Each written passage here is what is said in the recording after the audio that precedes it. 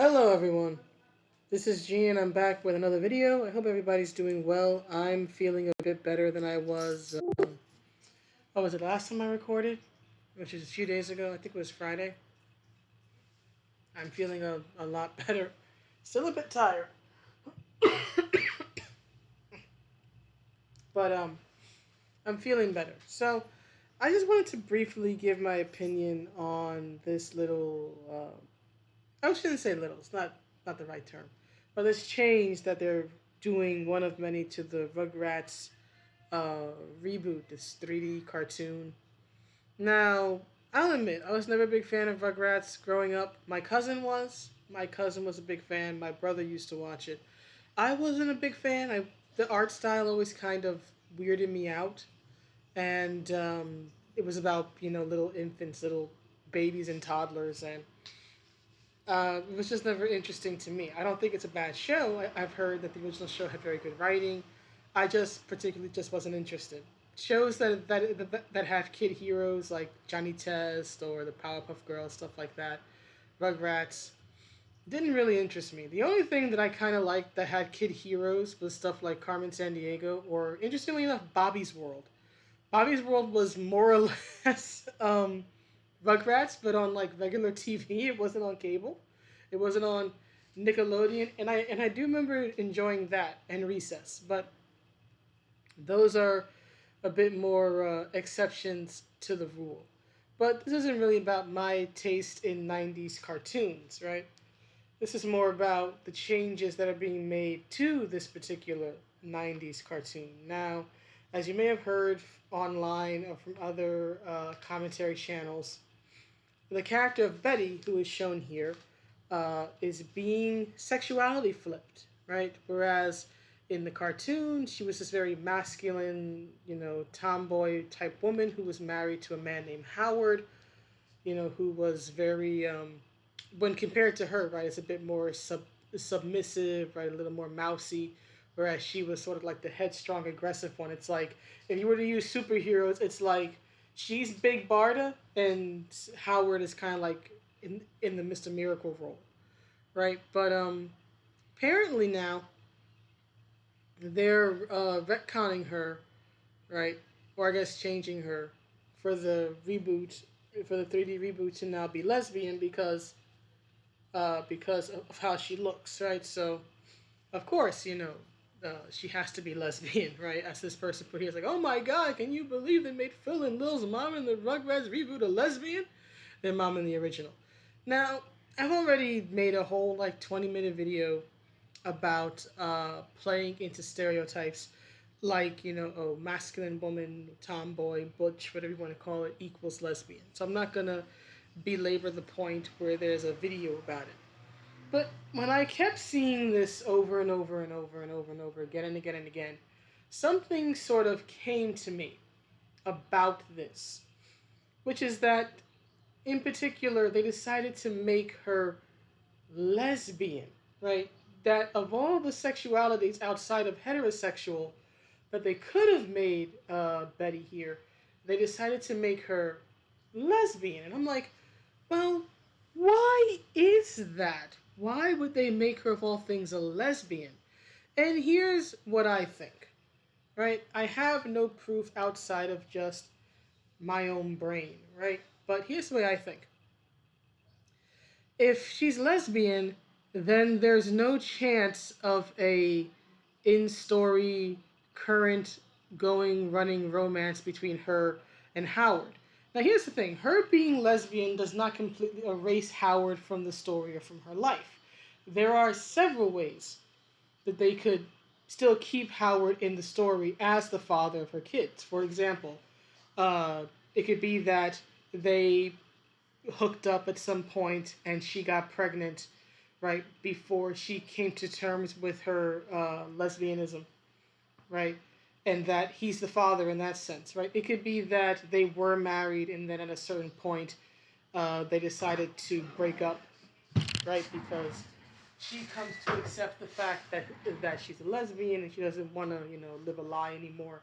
And they raise their kids as a divorced couple. They could do that.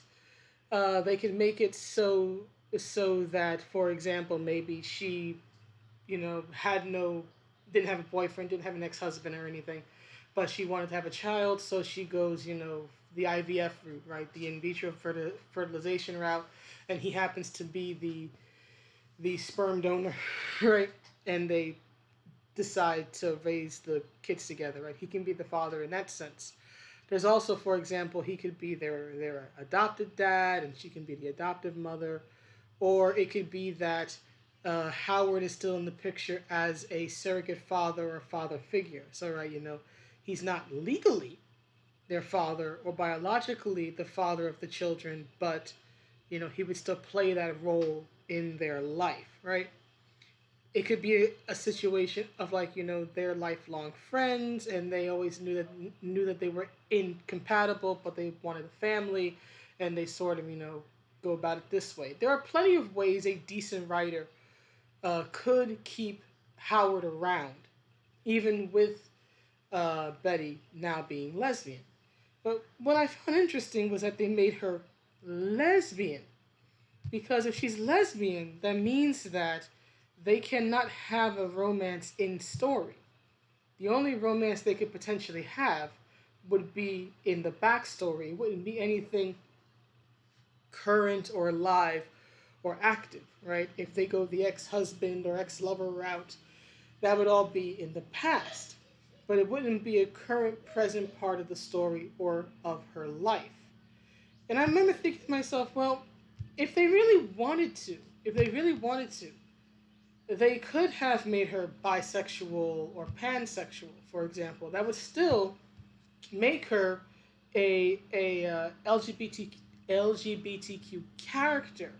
That would still put her in the queer community, right? She wouldn't be straight. That that's simple. But here's the thing. Here's the other thought that came to me as I was pondering this. If they do that, if they make her pan or bi, right, then that still opens up the possibility for her to meet Howard, fall in love, get married, have kids, and all that. So it opens up the possibility for her to still have a heterosexual romance in the story, right? Even if she herself is not a heterosexual character, if she's anything but lesbian, it opens up the potential for a heterosexual, quote unquote, traditional love story to play out between her and Howard.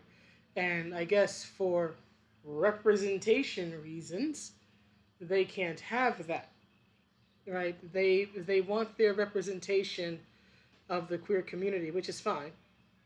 Gay people exist. Gay people have families, right? People who are queer, however you want to define that, have families, and yeah, I don't mind if they're depicted in modern media. I'm all for more visibility when and where it makes sense for the story. But what I find interesting is that they had to erase a het romance to do this, right? Instead of just creating a uh, lesbian character who happens to be a mother, right? They could have actually defied stereotypes or played with stereotypes by introducing a character who maybe knows or is related to Betty, right? Maybe a friend or maybe a sister or whatnot, who maybe is a lipstick lesbian, right? To balance out, and sort of be a contrast to her, right? Betty's very masculine, right? Very athletic, you can tell, with the shirt and the headband, everything short hair. You could have a character who is the opposite of that, who embodies the lipstick lesbian stereotype, right? So someone who is very femme, but is lesbian, and you can have her have the child and be a single mom, or have a man in her life who is a father figure but isn't necessarily her lover or whatnot. You could do that. But as we all know, with this and many other works and properties, modern day creators are not interested in creating. They find it easier and cheaper to just take an established character and just change a vital element about them. And in this case, they have chosen to change Betty's sexuality by playing into stereotypes about masculine women, right? So they decided to be uncreative and be very limiting to get their representation. And this is the thing I just don't understand about the representation argument. I'm all for more representation and more visibility.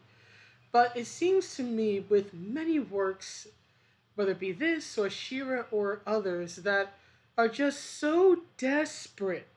I even touched upon this with Shira when I talked about Katra's redemption arc and how it wasn't really a redemption arc. But so many properties these days, especially reboots of properties from the 80s or the 90s, right? Which are reboots more or less in name only most of the time.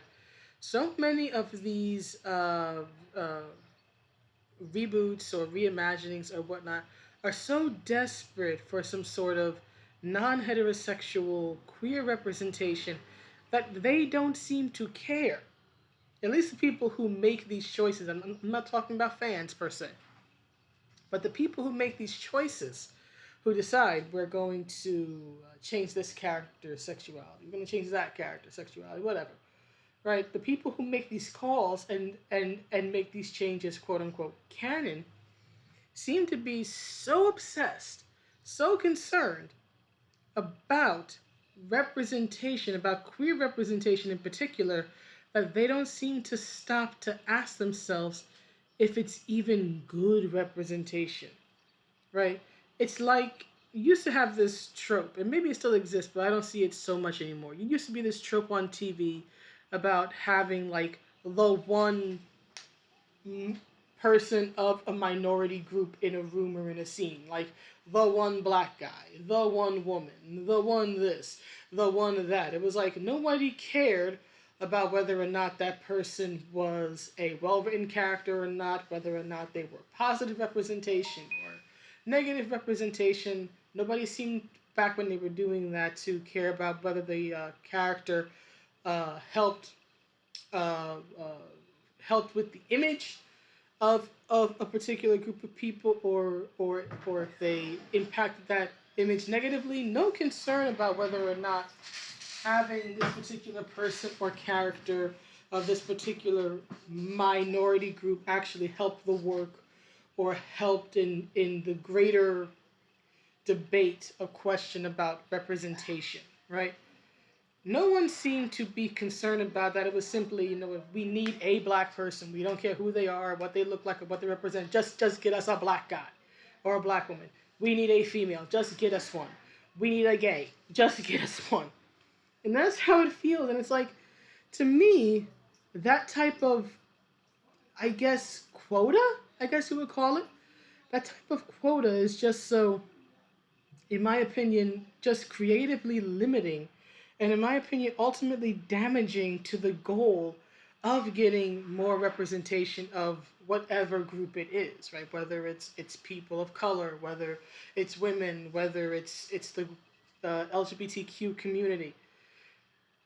If your standards are so low, right, that you'll accept anything, then that's exactly what people are going to give you.